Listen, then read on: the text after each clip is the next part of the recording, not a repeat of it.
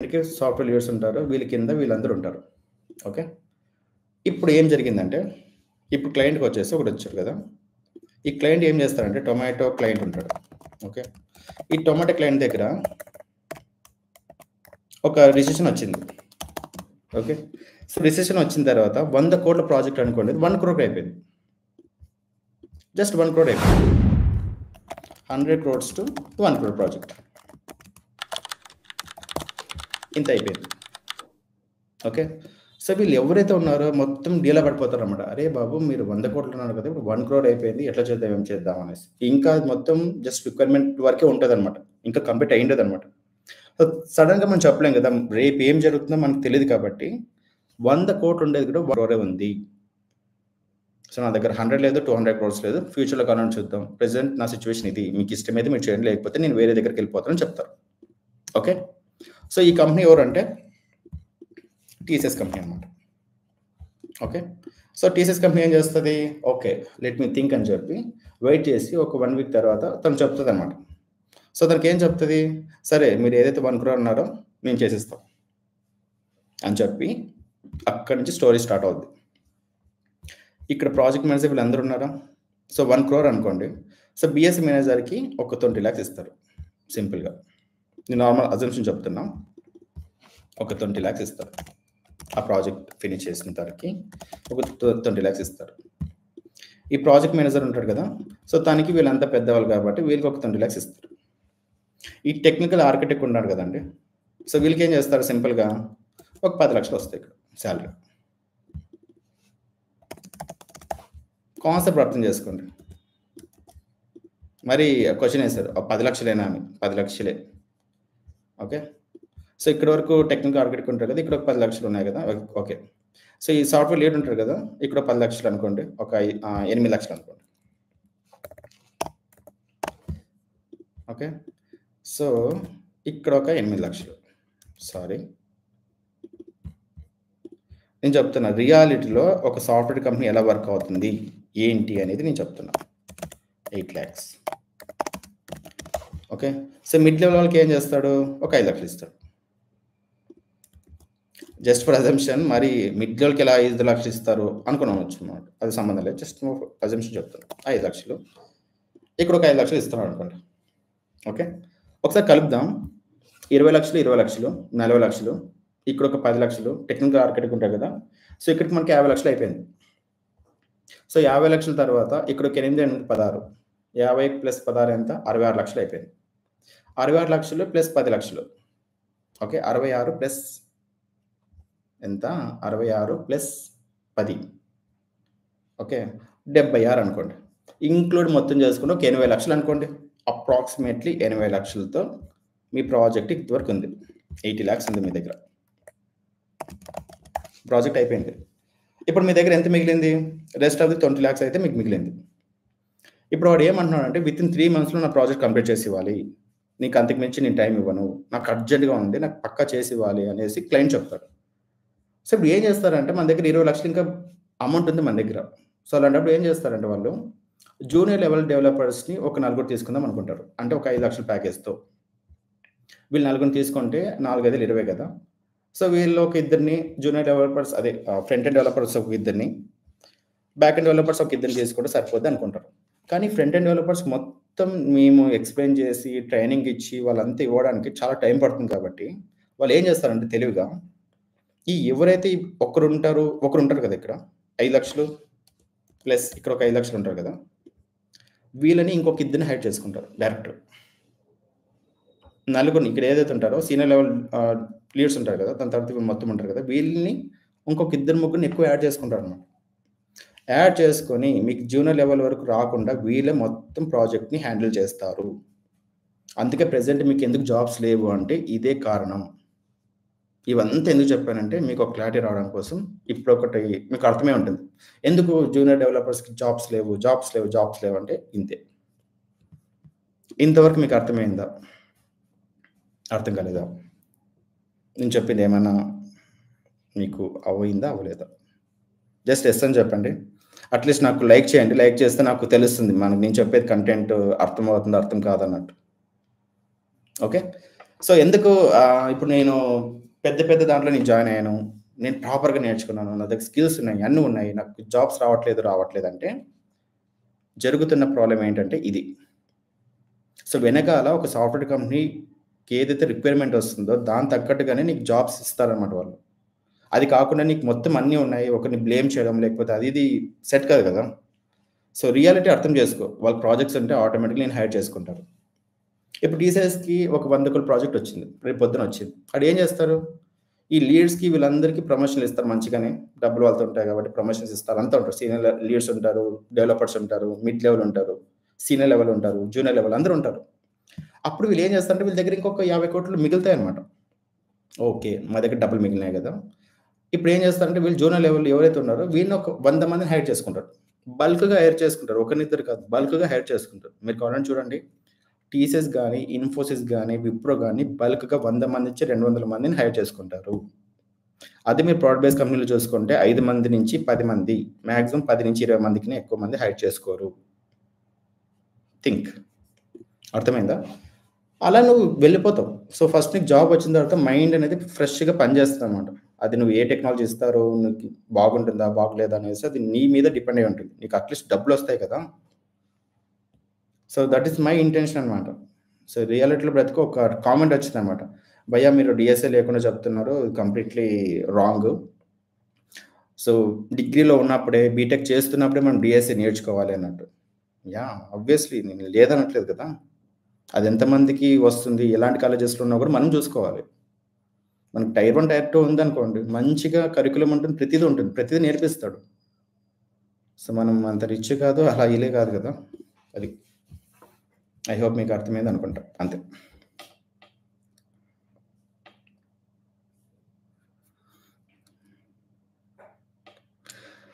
ఇప్పుడు క్వెషన్స్‌కొద్దాం. ఇప్పటివరకు ఇదంతా అయిందనుకుంటే బాగుంది. ఇంకా మనం క్వెషన్స్‌కొద్దాం. ఇప్పటివరకు అర్థమైంది కదా! క్వెషన్స్ అడగండి ఇప్పుడు. సార్ ఫుల్ స్టాక్ డెవలపర్‌కి కావాల్సిన ద బెస్ట్ ప్రోగ్రామింగ్ లాంగ్వేజ్. ఇప్పుడు మీకు క్లారిటీగా మీకు అర్థమయ్యే విధంగా నేను చెప్పాను కదా! Based on sorry. Based on client requirement. Okay. So, వాడు ఎలాంటి అప్లికేషన్స్ నుంచి వస్తాడో మనకి తెలీదు. ఓకే.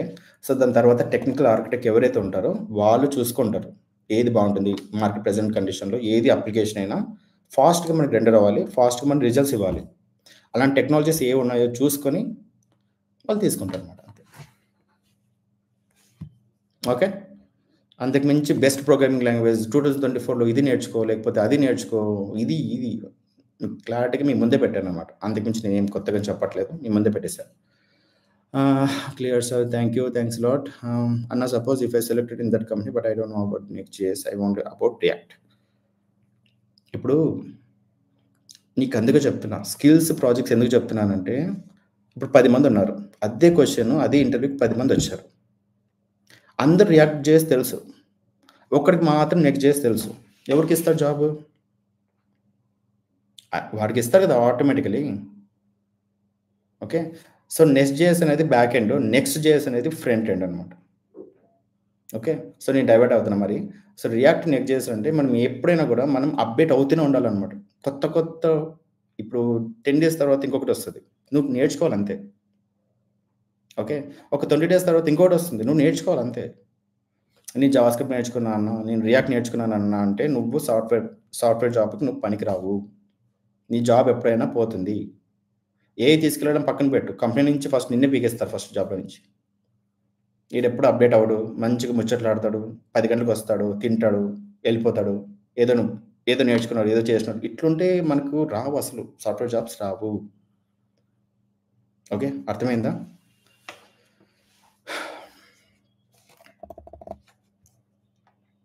సో, రియాలిటీలో బ్రతకండి.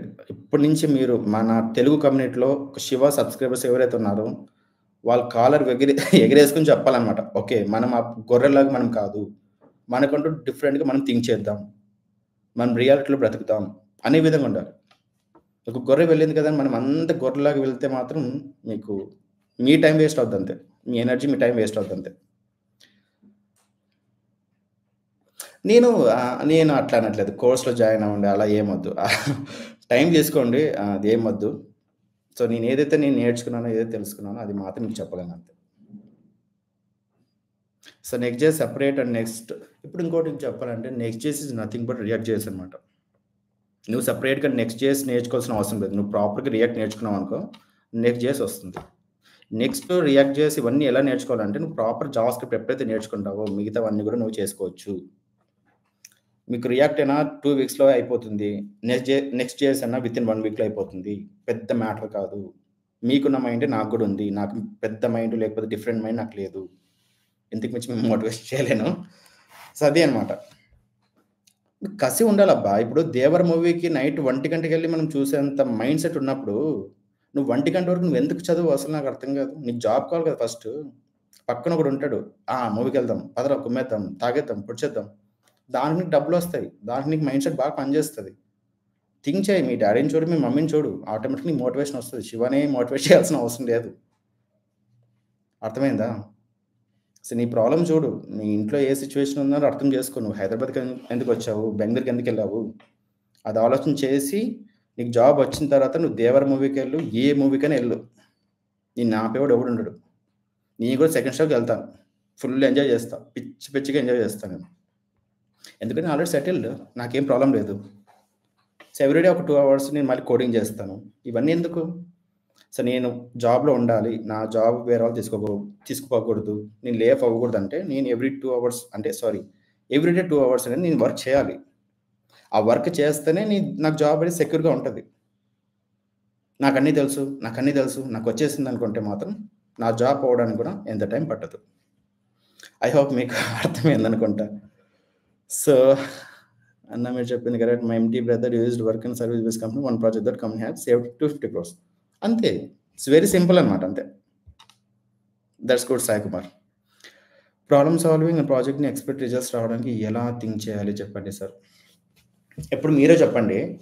మీరు బీటెక్ కంప్లీట్ చేయడానికి ఆల్మోస్ట్ 25 ఇయర్స్ నుంచి 26 ఇయర్స్ పట్టింది. నేను రీసెంట్‌గా స్టార్ట్ చేశాను. నావేవైతే నేను నేర్చుకున్నానో మీకు స్ట్రెయిట్ పాయింట్ చెప్తున్నాననమాట. ఇప్పుడు అన్నీ చెప్పేసాననుకో, మీరు అర్థం చేసుకోలేరు. Maybe it will take some time అంతే. మాక్సిమం అంతే. ఒక 3 మంత్స్ అనుకోండి ప్రాపర్‌గా. ప్రతీదీ మీకు చెప్తాను.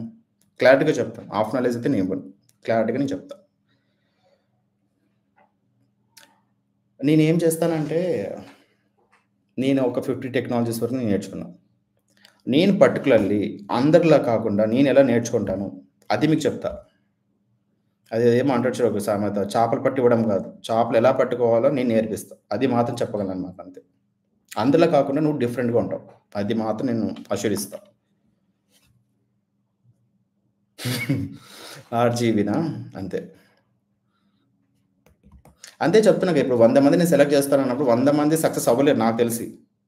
ఎందుకంటే ఎవరికైతే కసి ఉంటదో, ఎవడైతే డబ్బు సంపాదించాలి, నా ప్రాబ్లమ్స్ అన్నీ తీరిపోవాలంటే మాత్రం నువ్వు కష్టపడాలి అంతే. చెప్తున్నా కదా! 'దేవర' మూవీనే తీసుకో. 1:00కెళ్ళి నువ్వు టికెట్లు తీసుకొని ఎంజాయ్ చేసేంత దమ్ము, ధైర్యం నీకున్నప్పుడు జాబ్ ఎందుకు చేయవు నువ్వు? నీకెందుకు జాబ్ రాదు చెప్పు? నీలో ప్రాబ్లమ్ ఏంటో చెప్పు అసలు? నాకు అర్థం కాదు. నీకు మైండ్, నా మైండ్ ఒకటే కదా! నీకున్న టైం నాకు ఉంటది. నేనన్నీ చేస్తున్నప్పుడు నువ్వెందుకు చేయలేవు చెప్పు? చేస్తావు కదా! సో, ఇప్పటి నుంచి థింక్ చేయండి అంతే. మీకు 1 రూపీ కూడా కట్ చేయనప్పుడు కూడా మీరు థింక్ చేయండి. నేను దేనికి వేస్ట్ చేస్తున్నాను? ఎలా ఉన్నాను? ఏం చేస్తున్నాను? ప్రాపర్‌గా తెలుసుకొని ఖర్చు పెట్టండి. సరిపోద్ది అంతే. సో, ఇంకొకటి చెప్పాలనుకుంటున్నాను. ఇది తప్పో నిజమో నాకు తెలీదు గానీ, ఫస్ట్ ఎదవలకి దూరంగా ఉండండి. తాగుడు క్యాండిడేట్‌లు, అమ్మాయిల గురించి ఎక్కువ మాట్లాడేవాళ్ళు, మీకు పక్కన అనిపిస్తుంది. ఎందుకు చెప్తున్నానంటే ఇవన్నీ, మనకి లా ఆఫ్ అట్రాక్షన్ ఒకటి ఉంటదనమాట. నువ్వు ఎవరితోనైతే ఎక్కువగా ఉంటావో, వాళ్ళ థాట్స్, వాళ్ళ ఎనర్జీ అనేది మీకొస్తది. మీకు అలాంటి ఫ్రెండ్స్ లేరనుకోండి, సింగిల్‌గా ఉండిపోండి. మీకేం ప్రాబ్లమ్ లేదనమాట. నువ్వు సింగిల్‌గా ఉంటే ఏమైపోతావని. ఎంతమంది అయితే సింగిల్‌గా ఉంటారో వాళ్ళు ఎక్కువ సక్సెస్ అవుతారు. నాలాగా. నాకే ఫ్రెండ్స్ లేరు. ఉండరు గూడా. ఇప్పుడు నాకేదైతే ఫ్యామిలీ ఉన్నారో మీరే అనమాట నాకు ఫ్రెండ్స్ ఎక్కువ ఇప్పుడు. ఇప్పుడు ఫ్రెండ్స్ అయ్యారు అంతే నాకు. ఓకే. సో, నీకేం కావాలో క్లియర్ కట్ గోల్ తెలుసుకో. నీకు 100 మంది గొర్రెల్లో ఉండాల్సిన అవసరం లేదు నీకు. సింహంలో ఒకడుండడం కూడా చాలనమాట నీకు. ఓకే. సో, నీకు ఎండ్ ఆఫ్ ది డే నీకు జాబ్ కావాలి. అంతే. ఎంత సోది చెప్పేది అవసరం లేదు. ఎండ్ ఆఫ్ ది డే నీకు జాబ్ కావాలి. జాబ్ కావాలంటే నువ్వేం చేయాలి? అంతే. సో, అది అయిపోయింది. మీరు కోర్స్ చెప్తే నెక్స్ట్ చేసి అది చెప్పి అయిపోయింది కదా! I learn Python for back end developer required project could suggest any projects name software result. చెప్తున్నాను కదా! మీరు అది భ్రమలో బ్రతుకుతున్నారు. షార్ట్ లిస్ట్ అనేది ఏమి ఉండదు. వాళ్ళ రిక్వైర్మెంట్‌ని బట్టి వాళ్ళ స్కిల్ సెట్, మీ ప్రాజెక్ట్స్ కరెక్ట్‌గా ఉంటాయంటే మాత్రం మీ షార్ట్ లిస్ట్ ఆటోమేటిక్‌గా అవుతుంది. ఓకేనా? గూగుల్‌లో వర్క్ చేసేవానికి డిఫరెంట్‌గా ఇది రెజ్యూమ్ ఉంటది. నాకు రెజ్యూమ్ డిఫరెంట్‌గా ఉంటది. అలా ఏముండదు. వాళ్ళ రిక్వైర్మెంట్ ఉంటే నీకు కాల్ వస్తది. అంతే. వాళ్ళ రిక్వైర్మెంట్ లేకపోతే నీకు జాబ్ ఎలా వస్తది చెప్పు? నేను ఖాళీగా పెట్టి వాళ్ళు డబ్బులు ఇవ్వలేరు గదా! Think, think. బ్లైండ్‌గా ఉండమాకు. థింక్ చెయి. థింక్ లైక్ ఎ డెవలపర్ అంతే. అన్న నేను డాట్ నెట్ పైన చేస్తున్నా. 1 ఇయర్ ఎక్స్‌పీరియన్స్. నెక్స్ట్ నేను కంపెనీ చేంజ్ అవ్వాలంటే హై ప్యాకేజ్‌తో ఎలా చెప్పవు? ఇంకోటి చెప్తున్నా. మీరు డబ్బులు ఇవ్వనకాల పరిగెత్తకండి అసలు. అట్‌లీస్ట్ ఒక కంపెనీలో ఉన్నప్పుడు ఒక 2 ఇయర్స్, 3 ఇయర్స్ ఉండండి. సరే అన్న నువ్వు మంచిగా ముచ్చట్లు చెప్తావు గానీ, నువ్వు మాత్రం ప్రతి ఇయర్ మారిపోయావు కదా! 8 మంత్స్‌కి మారిపోయావు అనేసి. ఎందుకంటే నాకు స్కిల్ సెట్ ఎక్కువుంటాయన్నమాట. నా థాట్ ప్రాసెస్ కంప్లీట్ డిఫరెంట్‌గా ఉంటది. ఓకే. ఇప్పుడు నాకొక ప్రాబ్లమ్ వచ్చిందనుకోండి. ఆ ప్రాబ్లమ్ సాల్వ్ చేసేంత క్యాపబిలిటీ నేను ఉన్నానన్నమాట. మీకవుతుందా చెప్పండి? ఓకే. సో, నాతో మీరు పోల్చుకోకండి అస్సలు. అస్సలు పోల్చుకోకండి అసలు. నా థాట్ ప్రాసెస్సు నా డిఫరెంట్ వేలో ఉంటదన్నమాట అది మొత్తం. సో, నువ్వు 8 మంత్స్‌లో షిఫ్ట్ అయ్యావు. నేను అలానే షిఫ్ట్ అవుతానంటే పోద్ది. మొత్తం షెడ్డుకెళ్ళిపోతారన్నమాట. పోతారు. మొత్తం పోతారు. నాది వేరు. నాది కథ వేరు. ప్రతిసారి చెప్తున్నా డీఎస్ఏ అంటే ఏం లేదబ్బా! ఇప్పుడు నీ దగ్గర ఒక డేటా ఉంది. ఓకే. ఇప్పుడు టొమాటో మనకు అప్లికేషన్ ఉంది. ఒక డేటా ఉంది. ఆ డేటాను నువ్వు ఎట్లా స్టోర్ చేస్తున్నావు? That is called data structure అనమాట. అంతే. నువ్వు అంతే ఇంకంత థింక్ చేయి. ఇంకెక్కువ థింక్ చేయమాకసలు. ఓకే. ఆ డేటాని నువ్వు ఎన్ని రకాలుగా యాక్సెస్ చేయగలుగుతావు? దాన్ని మోడిఫై చేయగలుగుతావు? ఎంత తొందరగా అంటే ఎంత క్విక్‌గా నువ్వు రిజల్ట్స్ చూపించగలుగుతావు దానికోసం యూజ్ చేస్తే ఆల్గోరిథమ్స్. ఓకే. మన యూట్యూబ్ ఛానెల్‌లో మీరు చెప్పారు కాబట్టి మీకోసం డీఎస్ఎన్ ఆల్గో అనేది నేను చెప్తా. మామూలుగా చెప్పను. ఒక స్టార్టప్ లెవెల్ కంపెనీస్‌లో డీఎస్ఎన్ ఆల్గో ఏమడుగుతారు? ఒక మిడ్ లెవెల్ కంపెనీలో ఏమడుగుతారు? ఒక సర్విస్ బేస్ కంపెనీలో ఏమడుగుతారు? నార్మల్ ప్రొడక్ట్ బేస్ కంపెనీలో ఏమడుగుతారు? ప్రతీది నేను చెప్తా.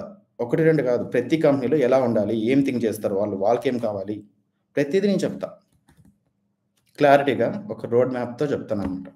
సో, నువ్వు అది ప్రాపర్‌గా నువ్వు తెలుసుకున్నావనుకో, ఆటోమేటిక్‌గా నీకే తెలిసిపోద్ది. ఓకే. ఈ విధంగా చేయాలా? ఈ విధంగా మనకొస్తాయన్నట్టు. ఓకే.